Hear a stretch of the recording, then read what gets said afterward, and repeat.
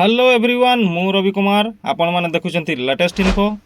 तो चलतु जानिबा आजिकार latest information कौन अछि। युवक माननकु एक बड़ उपहार देवाकू जाउछंती प्रधानमंत्री नरेंद्र मोदी। आसंता काली अर्थात शुक्रवार जनवरी 20 रे नवनियुक्तंकु नियुक्ति पत्र प्रदान करिवे प्रधानमंत्री मोदी। 71,000 युवकंकु नियुक्ति पत्र बांटिवे मोदी।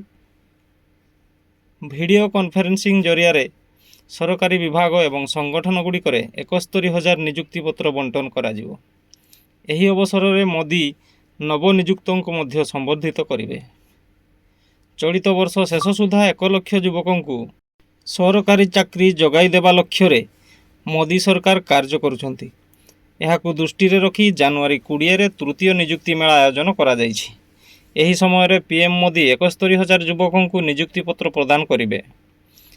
मेक इन इंडिया एवं भोकाल फॉर लोकाल भली अनेक योजना को प्रोत्साहित करने पाई मोदी सरकार युवक मानू आत्मनियुक्ति पाई उत्साहित करिसेंती। एहा पूर्वरु प्रधानमंत्री मोदी नवेम्बर नियुक्ति मेला रे देशर प्राय 71,000 युवकों को नियुक्ति पत्र प्रदान करथिले। एही समय रे पीएम मोदी कहिथिले जे युवक मानू चाकरी देवा पाई सरकार गंभीर। तो ये थिला आजिकार छोटिया इनफॉरमेशन। तो इनफॉरमेशन टी आपण मानकु केमती लागिला निश्चय कमेंट करके जणाइबे। आ मो चैनल को नुआ जदि देखुचंती ताले सब्सक्राइब कर दियंतु, कहीं ना ए भड़िया छोट छोट इनफॉरमेशन मु ए चैनल रे सब बळे आणे। तेणुकरी आजिकार वीडियो को एठी रखिबा, पुणी देखा हबो